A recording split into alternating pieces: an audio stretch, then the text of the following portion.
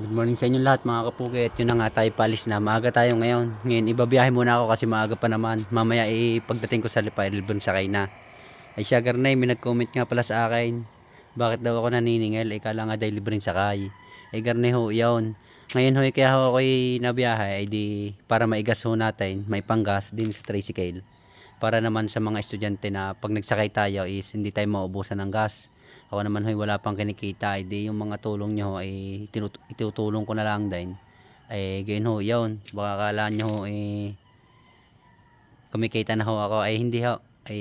Kaya ho ganun. Minsan sadya ho talagang inaagahan ko para yun nga makakuha tayo ng panggas. Tapos para pag nagsakay tayo ng estudyante is hindi tayo naubusan ng gas. Siya pa na, bahala na kayo. Salamat sa nakakaintindi. Siya pa na, alis na ako ha. Ingat, ingat.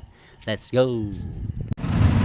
So yun na nga mga kapugay, na din na tayo sa Lipa. Hindi alam nyo na, libreng sakay na mga estudyante. Siya, magabang na kayo.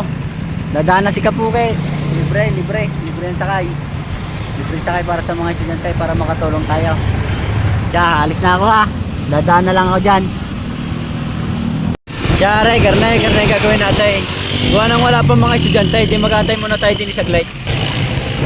Aray, din sa may kantong aray, din lagi madaming estudyante na nalabas. Ayun, iaabangan natin para maisakay natin. Maaga pa naman, mamaya pa naman ang pasok ako. Antayin natin din ito na nga mga kapugay, din tayo mag-aantay. Yan, dito sa midaan na to, dito madami nalabas sa estudyante. Ngayon titingnan natin kung may sasakay tayo.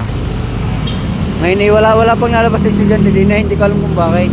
Ay, tagal di ako lilipat na sa kanto. May isa din hindi ko alam kung estudyante rin. Aray pala si Atay, sa Inos Liban napasok. Di aray, sasakay na natin. Tinatanong ko, nagpa-vlog tayo. Binigyan natin ng sticker. Sana maging followers natin siya. Salamat. So yun na nga mga kapugay, na din na tayo sa PKI. Sa pag-aantay ko, inabot ako ng ulan. Pero ayos lang, may naisakay naman tayo. Tapos nag-alis ako ng Tarapal. Yan, inalis ko yung Tarapal. Kala ko hindi uulan. Gana, ang ganda naman ng panahon kanina. Ay nakaw, pagdating ko din sa may Inos Liban, aray ko, basang-basa ako. Tapos yun nga, butit na dala natin yung tarapal ng ating sidecar. Ay di butit hindi nabasa yung yung ating sakay na estudyante. Tapos yun, good news, nakapagsakay na ulit tayo. Siya paano? Papasok na ako, usapang trabaho naman.